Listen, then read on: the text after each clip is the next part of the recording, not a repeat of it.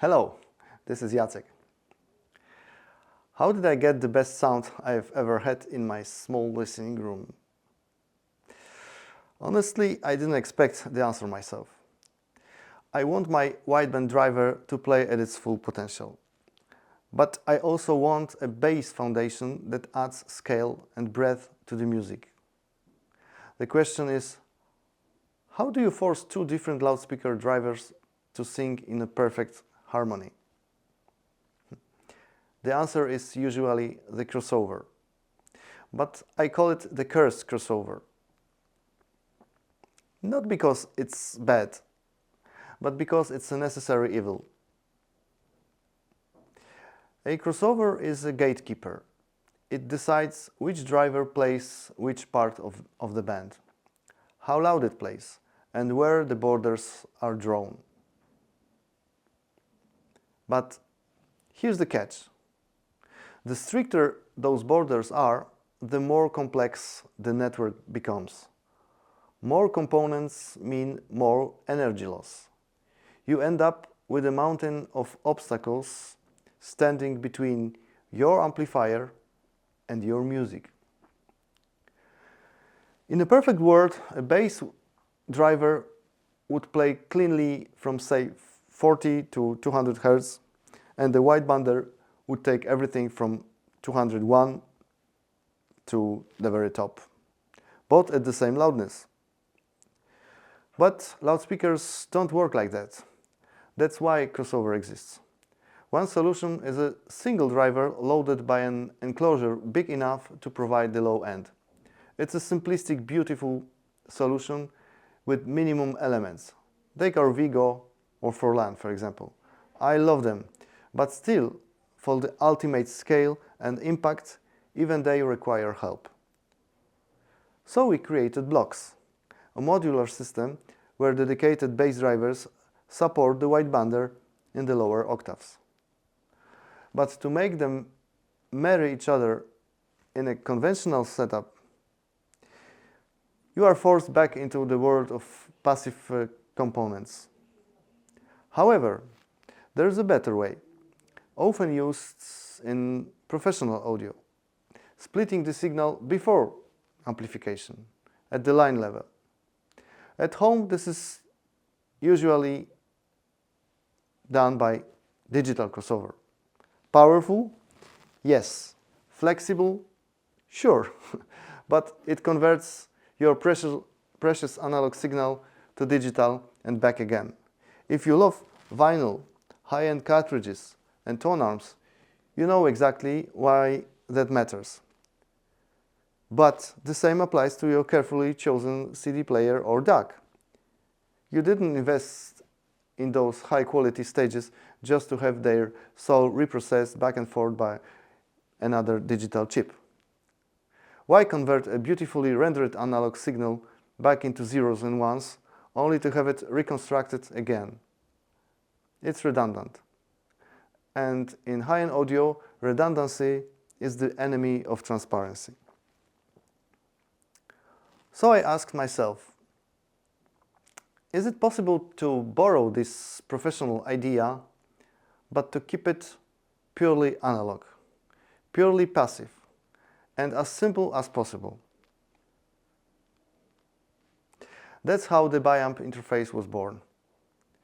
It's essentially a passive line-level crossover built into stabilized Y cable interface. Let me show you the proof. Look at this Clio measurement. The wideband pad perfectly flat. The bass branch, a smooth, natural first-order roll-off. This is verified precise engineering that completely bypasses the muddy complexities of the traditional crossovers. This is the key. By using this interface, we kill the gatekeepers. In a standard setup, we use LPAT resistors to choke at a 97 dB OKHO just to match the bass. We use massive 10 mH coils inside the BOPS module. With the biamp interface, we throw them all out. No resistors in the OKHO, no coils in the BOPS. This is the ultimate freedom. You can have a low power tube masterpiece, a 300B or even 2A3 driving your widebander with nothing between the amp and the speaker. Nothing but a wire. Then you use a second amplifier dedicated entirely to the bass. In one setup, I've been using two Yoshino amplifiers, the single-ended 869 driving the OKHO and the powerful V12 driving the bobs. Each amp does exactly what it was born to do. But it doesn't have to be exotic gear. In another configuration, I paired our 300B provocateur for the mid-range and highs with a classic solid-state Marantz PM16 driving the bass. It worked brilliantly. It shows that you can use a high-end tube for finesse and a more affordable muscular transistor for heavy lifting. Again, each amp doing exactly what it was born to do. This system also introduced something rarely found in the high-end audio: total control. Because your amplifiers are independent, the balance between wideband and bass isn't locked in a box. You can fine-tune it to your room, to your specific recording, and to your personal taste. This is only possible with first-order divisions. And because we live in the wideband universe, we can finally make it happen. And then came the listening. All the ingredients were the same. The same speakers, the same amps, the room.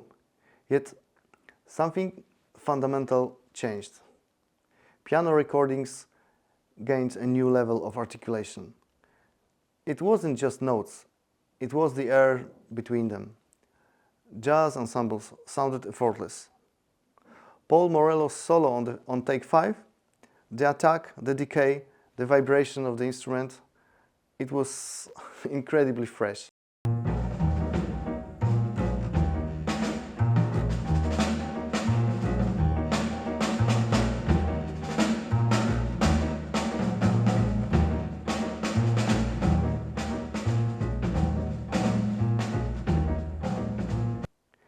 In large orchestral works like Karajan's Beethoven 9th, the scale was massive, but the clarity inside that scale was the revelation. Every section was placed perfectly. At realistic volumes, it becomes almost unsettling in the best possible way. Even The Police's Synchronicity, an album I know by heart, I was surprised.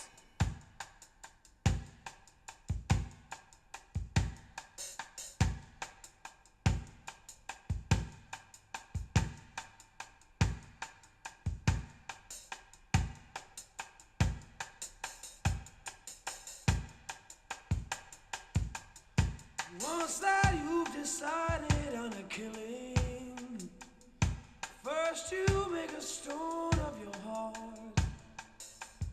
And if you find that your hands are still willing, then you can turn a murder into art. Sometimes taking away the obstacles is what changes everything. Yes, we added a second amplifier. Yes, the system looks more complex on the shelf. But for the music itself, it has never been simpler. We've removed the resistors, the massive coils, and the digital processing. The biamping interface isn't just a new component. It's the tool that finally lets your system breathe. It's a way to let the music reach you, untouched.